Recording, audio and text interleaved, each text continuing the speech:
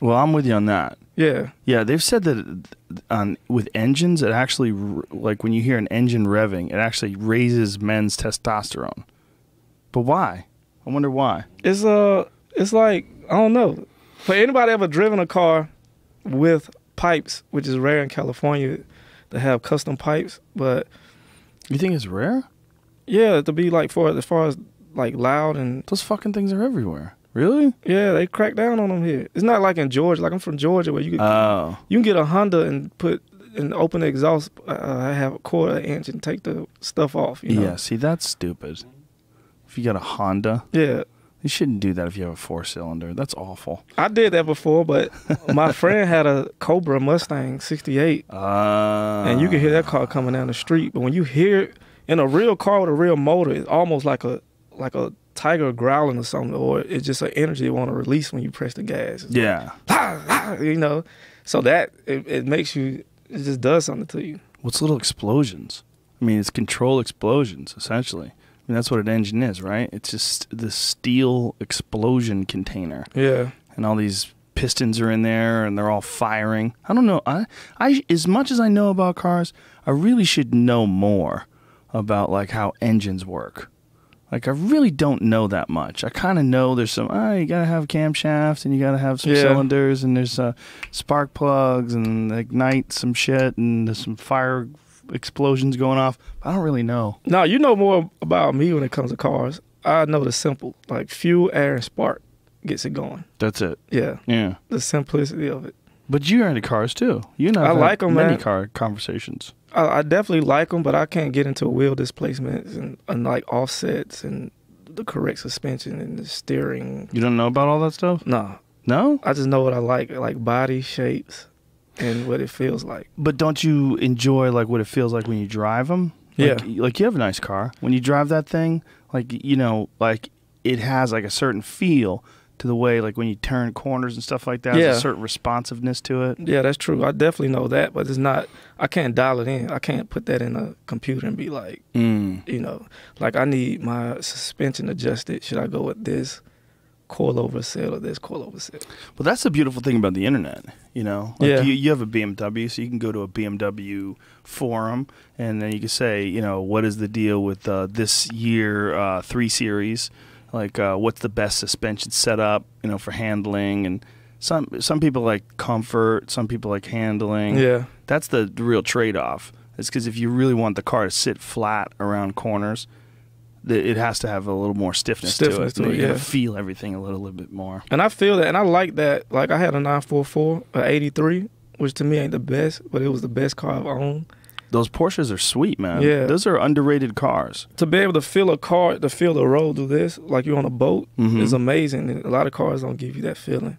The boat feeling. Yeah, like you know the street is uneven when you drive it now. Instead of just, no matter the flattest, most paved street, you know, you could feel the wave in it. Oh, because you must have had a pretty stiff suspension, right? Yeah, that car came like that, though. Yeah, well, those older cars were way more responsive. They were way lighter, too. Like, if you go to, like, the really older Porsches, like the old 911s, like the long hood models, I think it was, like, 65 or 64, I think it was, to 73. Those models, they're really light. Like, that's a 2,000-pound car a lot of times. So you feel everything when you're bumping around those things. Yeah, it that's feels true. more like a go-kart, you know? And I was ignorant with mine. Like, I had to buy tires for it, and they was like, it's 83. And I'm like, it's 150 horses. I take it to the tire place. They was like, yeah, you need these $150 tires. And I'm like, no, fuck that. This car's only got 150 horses. Let's put some van tires on it. You know? And I bought 4 brand new van tires. What's a van tire? Like Like for a tires van? that would go on a van. Why would you do that? Because to me, it's just a tire. Oh, that's ridiculous. Slid on the freeway a bunch of times, just stopping. And wasn't used to not having ABS, automatic brakes. And every time I would stump the brakes, you know, the car would slide on the freeway. But I would stop in enough distance to where it slide and not hit the car. So you had anti-lock brakes, or No, you I didn't? didn't. I You didn't have it. Mm-mm. What kind of car was this? 944. Those didn't have anti-lock brakes? Nope. Not Wow. an 83. That didn't come to like 86. Wow. and you put van tires on. Jesus Christ, dude. That's a sacrilege. That's terrible. It was. But you learn lessons, you know. You learn lessons.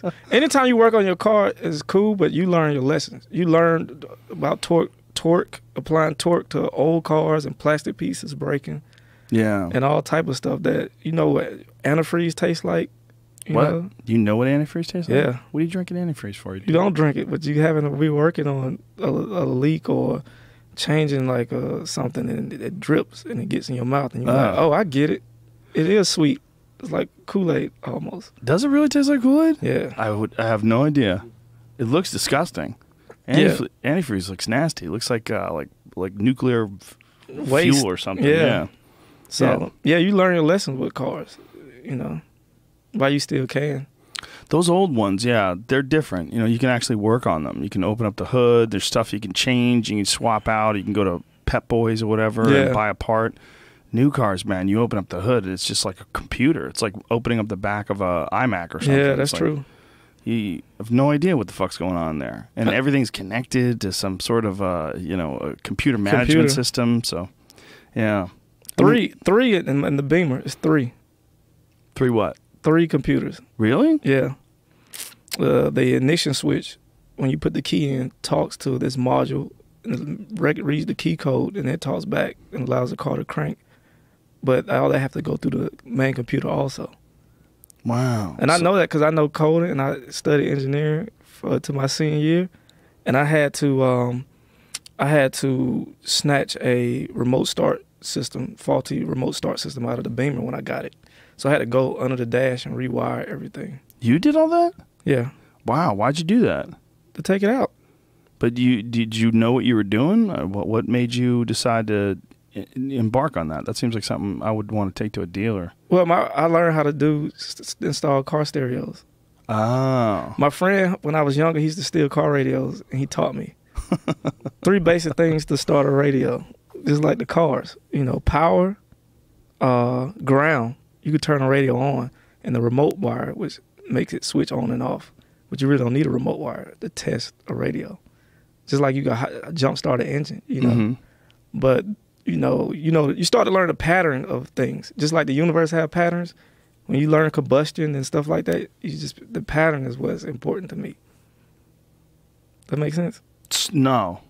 The universe has a pattern, and then the universe. Because now I'm on a bigger pattern scale. You know what I mean? But to me, the universe has a pattern the way it runs. To me, mm-hmm. You know what I mean? When it comes to seasons and things like that, the revolution of Earth around the sun. You know, but stereos also have that pattern. That's an interesting comparison. Well, they definitely have, like, whenever you're dealing with electronics, you have to have the power in the ground, and then there's a bunch of other stuff that goes on. I installed some stereos when I was younger, you know, but they were easy back then. It wasn't that hard. You know, it wasn't that complicated. You could get to everything pretty easily. You could open up the dash pretty easily, pull out the existing stereo, and you just have to figure out where the power is and where the wires connect. You tie everything up. It wasn't that hard. But I would never fuck with a new car. Like a new Lexus or something like that, try to take stereo out of one of those things. It's more tough, but if I break it down to you like this, coding and stuff is all if-and statements, right? If-and. If-ands. So if this, go there. Yeah. If that, go here. Right. Ones and zeros. Right. If it's 1, boom, here. If it's 0, boom, here. Right. And it's just a bunch of that going on. Right. Computing at one time. That's the pattern. Right. You know. That's it? That's so simple. Yeah. Well, I mean, it's more complicated than that, right? Well, There's a lot going on.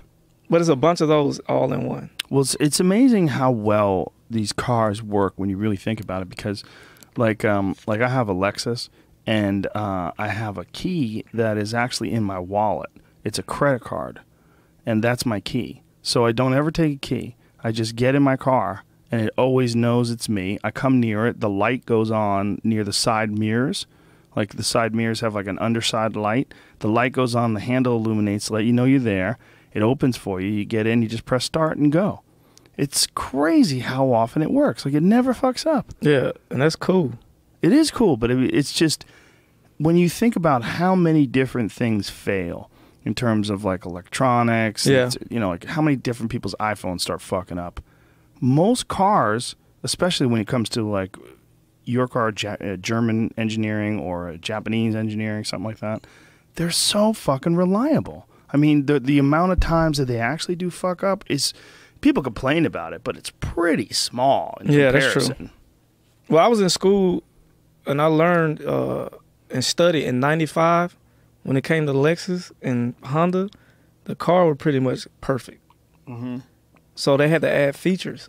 So now if you notice what everything is about the features and less about, you know, and it's a cycle of cars having more power and cars saving gas and cars having more power. That's just a pattern that's just going to happen. Right. But yeah, it's all about the features now. Even with phones, it's all about the features. Yeah, well, for sure. I mean, with new cars too, there's like you have to have apps and all sorts of different things that your car can do. Yeah. But those older cars, the interesting thing is how long some of them last. Like I have a friend who has a Lexus who has 1 million miles on it. It's 1 million miles. Is it a GS300? I don't remember what model it is. Yeah. It's one of the older, bigger ones. Yeah, the big one. Yeah. Yeah, that's the one that's supposed to be an asset car. Asset car. Yeah, like it's going to appreciate. Really? Because, yeah, you know, the foreign cars are just now, like, starting to appreciate versus the old American cars. Well, you mean foreign, like Japanese? Because, like, German cars have always kind of appreciated, right? Like Porsches. And well, yeah, Porsches and stuff like that. But as far as, like, the little, like, yeah, Japanese cars and, like, the Lexus. Well, you know what's really appreciating now, it's kind of interesting, is those old Nissan Skylines. Yeah. The ones that became the GTRs. When Yeah. you look at a GTR now, it's very different looking. It's very spaceship looking, but the older ones are kind of like more retro and kind of cool looking. But the oldest ones now are starting to become like really valuable. Yeah, like the early 90s and late 80s. Yeah, it's just hard to find one that's not molested because a lot of people took them and they did shit to the fenders and they fucked with this and fucked with that. Yeah. I just told a chick about that the other day. We was talking about cars and I was like, yeah, it's hard to find something. If you could find one that's not been molested. She was like, what? And I had to explain to her what molested was and what retard was and what tranny is. What, retard? Yeah. For a car? Yeah. Like when it don't turn over, it's like when it don't move forward, like something's holding it back. Uh-huh. Yeah. You call that a retard? Yeah, it's retard. It's like if you try to turn the car and it won't turn over. Oh, it's like retarded. Like it's slow. Yeah. Like it won't turn. Oh, okay. And it's mostly used in like the Europeans use it most of the time. Do they really? They use it like as a standard term? Yeah, like if you read some of the blogs and stuff, it's like, you know, it's amazing. Do you read blogs on cars? Yeah, like because I work on my car myself. So, yeah, anytime you trying to diagnose a problem, it's more reading than going out to figure out what it is. That's interesting. So you read all that kind of stuff, but you don't read up about like suspensions or different tire offsets or anything like that, or no? How come? I don't know. I think I really never really what they call souped the car up or modified it too much, you know. So everything I get, I usually just ride basic with it, and I can have fun with that because I'm not a high end horsepower guy. I just need it to be quick and like turn and handle well. And I just live dangerously within that, you know. You live dangerously within those parameters? Lines, yeah. Well, those cars, like, you know, you have a BMW 3 Series. Like, those cars, they handle great anyway. Like, my friend Eddie bought one of those a few years back, and he had before that, like, an old shitty Bronco. And when he got that BMW 3 Series, he was like, oh, my God, man. He goes, I like driving now. He goes, I never knew that driving was actually fun. Yeah. Like, he goes, I would take Mulholland just for fun. Like, just decide, I'm going to take it this way. Yeah. Even though it's longer. Just go, you know. I was in Topanga, like, last month with the car. The rotors are warped now. They're pure warped. And, your rotors are warped? My rotors are warped. From what? From just braking and, like, just driving fast. On Topanga? On Topanga. How many times did you do it? That day, I was filming something, like a documentary, and I went hard that day. But it was already warped before I went that day. You were filming a documentary in your car? Yeah. What are you doing?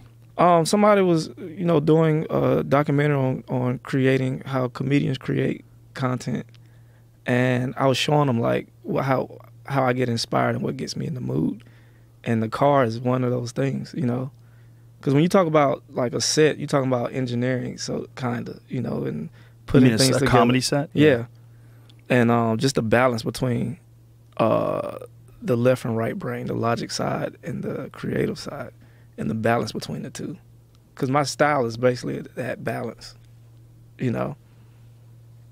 Or you don't know. Well, I'm trying to get, so you get this by driving, is that what you're saying? Yeah, I mean, driving is something that's beautiful. I took him to a junkyard also because the death of a car and the rebirth of parts when you need it. You know, the life and death, the yin and yang of that. And I took him to Topanga Canyon because I did acid in Topanga. And it's a good place to do acid. Yeah, so at one part... Kind of unoriginal, though. A lot of acid going on in Topanga. Yeah. So when you out there, you got nature, right? And then when you turn to the street, you have all these sports cars, you know, which is beautiful. You got a man-made creation that also has life to it. I see how you're looking at me there. No, I'm just trying to follow you. Yeah. I get it.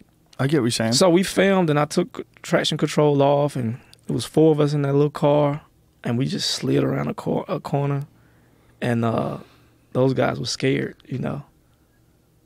Yeah, you're sliding. Yeah, it on was a residential street. They should be kind of nervous. They was a little nervous, and I was a little nervous, but that what made it fun, you know.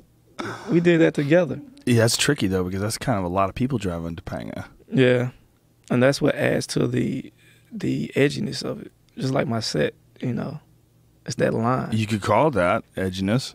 Yeah. Or irresponsible on public roads. You could call it that. Yeah, but I don't. You know, once you get into that, that's like trying to figure out the offset of a tire. You know what I mean? What do you mean? Those little details. Little details of what's fucking dangerous in Yeah. that? That's not a little detail. When you sliding sideways on a residential road, That one. you think that's a little detail? Yeah. That could be the difference between, you know, man, that was close, and like somebody called 911, you know? Yeah, that's irresponsible, right? Isn't it? No, it's fine. It's edge. It's no edgy. worries, just edgy. Yeah. Just a little sliding around, losing control of your Little slide car on around. public roads. No big deal.